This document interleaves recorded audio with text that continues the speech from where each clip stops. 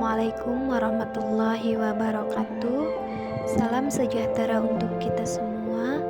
Perkenalkan, nama saya Sri Handayani. Saya peserta Latsar CPNS tahun 2022, gelombang kelima, angkatan ke-13, golongan 2, Badan Pengembangan Sumber Daya Manusia Provinsi Kalimantan Tengah. Saya dari kelompok 2. Di sini saya akan mempresentasikan hasil dari agenda 3, yaitu kedudukan dan peran ASN untuk mendukung terwujudnya smart governance sesuai dengan ketentuan perundang-undangan.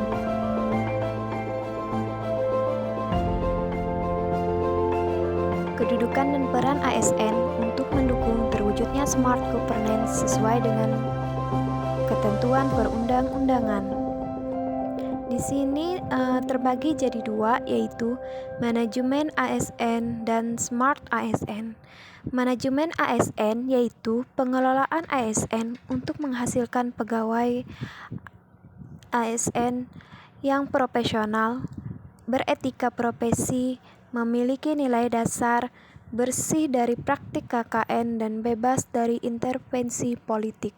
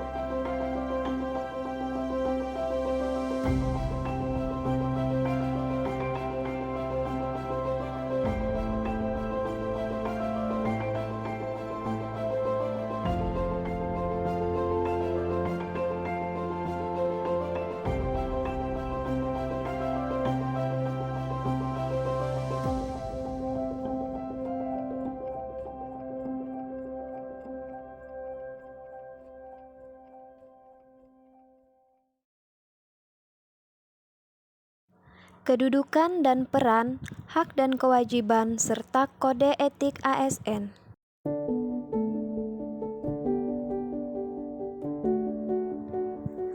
Kedudukan ASN terdapat dalam Undang-Undang Nomor 5 Tahun 2014, yaitu terbagi dua. Yang pertama PNS atau Pegawai Negeri Sipil, yang kedua PPPK atau Pegawai Pemerintah dengan Perjanjian Kerja. PNS atau pegawai negeri sipil merupakan warga negara Indonesia yang memenuhi syarat tertentu diangkat sebagai pegawai ASN secara tetap oleh pejabat pembina kepegawaian untuk menduduki jabatan pemerintahan dan memiliki nomor induk pegawai secara nasional. Sedangkan PPPK atau pegawai pemerintah dengan perjanjian kerja, yaitu warga negara Indonesia yang memenuhi syarat tertentu yang diangkat berdasarkan perjanjian kerja untuk jangka waktu tertentu dalam rangka melaksanakan tugas pemerintahan sesuai dengan kebutuhan instansi pemerintah dan ketentuan perundang-undangan. Adapun peran ASN terbagi menjadi tiga, yaitu pelaksana kebijakan publik, pelayan publik, perekat dan pemersatu bangsa. Pelaksana kebijakan publik yaitu melaksanakan kebijakan yang dibuat oleh pejabat pembina kepegawaian sesuai dengan peraturan perundang-undangan. Yang kedua, pelayan publik yaitu memberikan pelayanan publik yang profesional dan berkualitas. Yang ketiga, perekat dan pemersatu bangsa, yaitu mempererat persatuan dan kesatuan negara Republik Indonesia.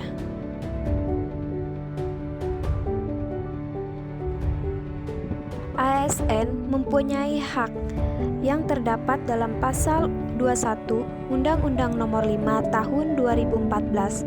Adapun hak tersebut yaitu gaji, tunjangan, cuti, jaminan pensiun dan hari tua, perlindungan, serta pengembangan kompetensi.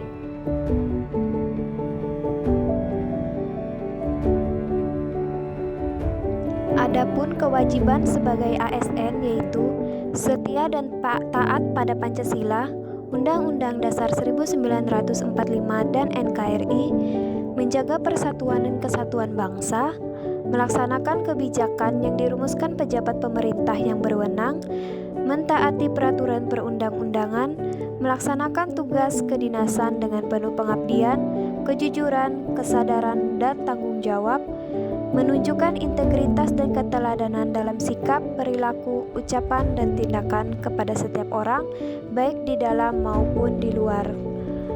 Menyimpan rahasia jabatan dan hanya dapat mengemukakan rahasia jabatan sesuai dengan ketentuan peraturan perundang-undangan.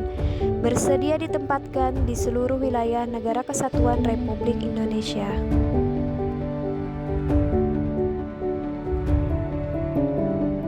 Adapun kode etik dan kode perilaku ASN yaitu melaksanakan tugas dengan jujur, bertanggung jawab dan berintegritas tinggi, melaksanakan tugas dengan cermat dan disiplin, melayani dengan sikap hormat, sopan, dan tanpa tekanan, melaksanakan tugasnya sesuai dengan perintah atasan, atau sejauh tidak bertentangan dengan ketentuan peraturan perundang-undangan dan etika pemerintahan, tidak menyalahgunakan informasi intern negara, tugas, status, kekuasaan, dan jabatan untuk mendapat atau mencari keuntungan atau manfaat bagi diri sendiri dan untuk orang lain.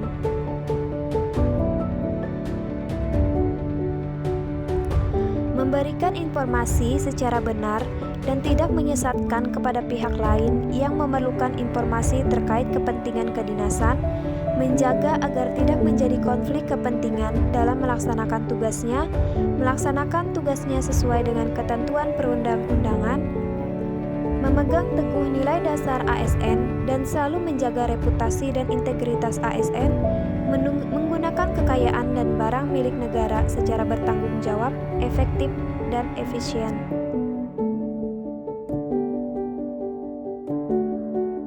Yang kedua, sistem merit. Sistem merit yaitu kebijakan dan manajemen ASN yang berdasarkan pada kualifikasi, kompetensi, dan kinerja secara adil dan wajar tanpa membedakan latar belakang politik, ras, warna kulit, agama, asal-usul, jenis kelamin, status pernikahan, umur, atau kondisi kecacatan.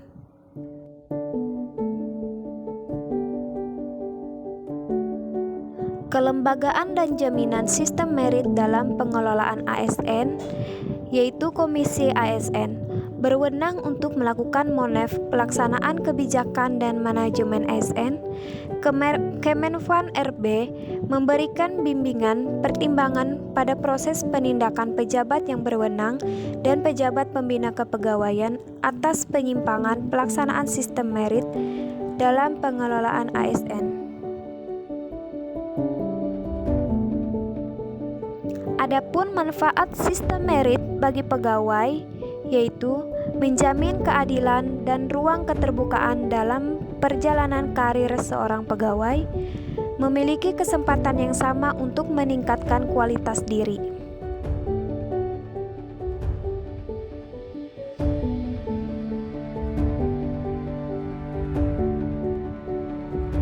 Mekanisme pengelolaan ASN. Manajemen PNS, dasar hukumnya yaitu Undang-Undang Nomor 5 Tahun 2014 tentang Aparatur Sipil Negara yang diatur mulai dari Pasal 55 Undang-Undang ASN.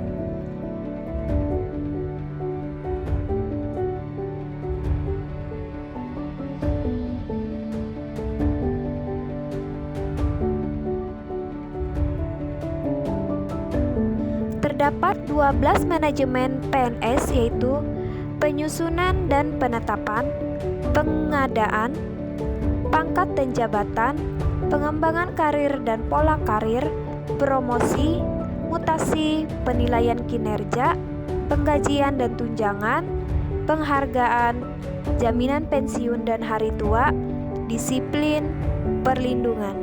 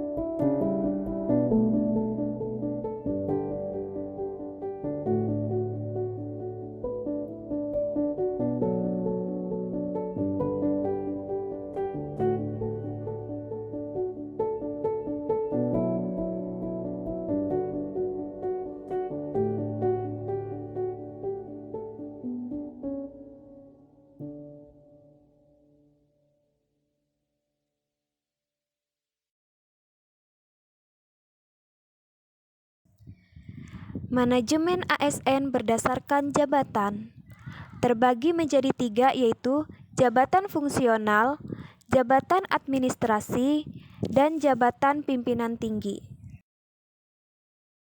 Apa yang dimaksud dengan Smart ASN?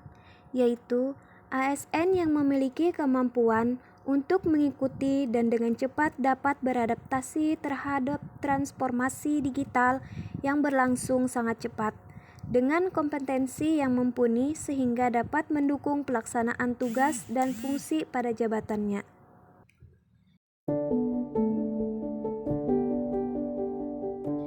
Bagian dari proyek teknologi yang lebih besar merupakan perubahan yang berhubungan dengan penerapan teknologi digital dalam semua aspek kehidupan masyarakat.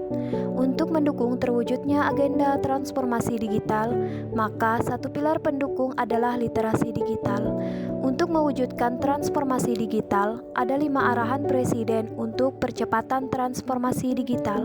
5 arahan tersebut yaitu perluasan akses dan peningkatan infrastruktur digital, roadmap transformasi digital di sektor-sektor strategis, percepatan integrasi pusat data nasional, persiapan kebutuhan SDM talenta digital, regulasi skema pendanaan dan pembiayaan transformasi digital.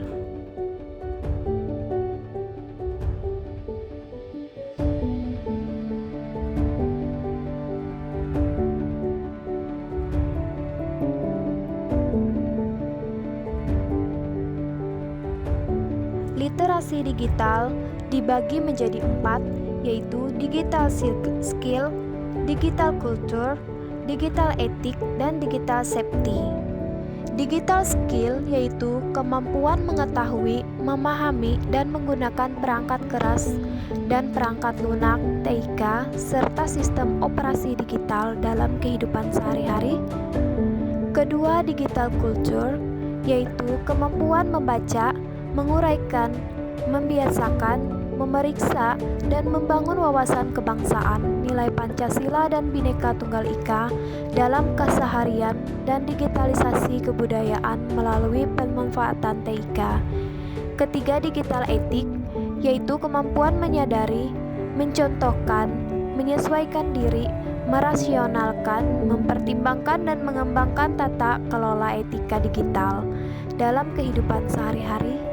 Yang keempat, digital safety, yaitu kemampuan mengenali, mempolakan, menerapkan, menganalisis, menimbang, dan meningkatkan kesadaran perlindungan data pribadi dan keamanan digital dalam kehidupan sehari-hari.